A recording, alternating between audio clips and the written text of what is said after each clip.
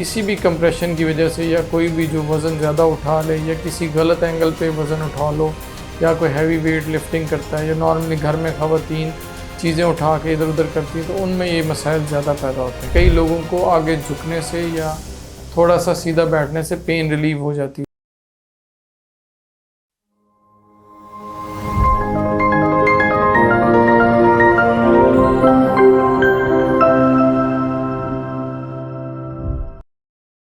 अस्सलाम वालेकुम, मेरा नाम डॉक्टर उमर फ़ारूक है। मैं कंसल्टेंट न्यूरोसर्जन हूँ नियाज़ी हॉस्पिटल जोहर टाउन लाहौर में।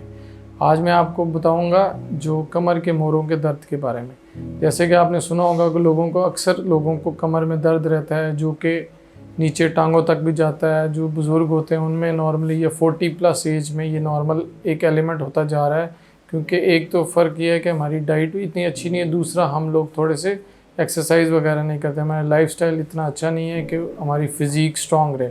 उसमें सबसे पहली चीज़ है कि जिन लोगों को पीछे कमर से दर्द शुरू होता है और नीचे टांग तक जाता है, कुछ को घुटनों तक जाता है, कुछ को पाँव तक जाता है, कुछ हिस्सा भी सुन्न होना शुरू हो जाता है। शुरू में ये लोग इस चीज़ को इग्नोर करते हैं, लेकिन ये बताने का मकसद ये है कि इस चीज़ को इग्नोर नहीं करना। आपने फ़ौरन डॉक्टर के पास आना है, जिससे वो आपका कोई एक्सरे या MRI कराएगा और हमें एग्जैक्ट पता लगेगा कि किस लेवल पे ये मसला आ रहा है।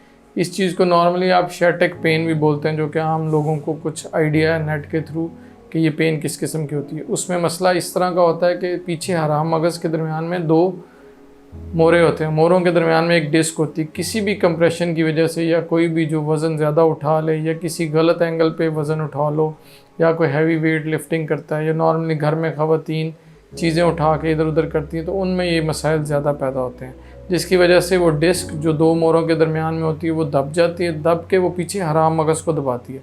हराम मगज़ से सारे आपके कॉर्ड के सिग्नल्स जो कि नीचे टांगों में सप्लाई कर रहे होते हैं वो जाते हैं, वो कंप्रेस हो जाते हैं, जिसकी वजह से आपको लगातार पेन रहती है। कई लोगों को आगे झुकने से या थोड़ा सा सीधा बैठने से पेन रिलीव हो जाती है। जब आप नॉर्मली हिलेंगे तो वो पेन बढ़ जाती है।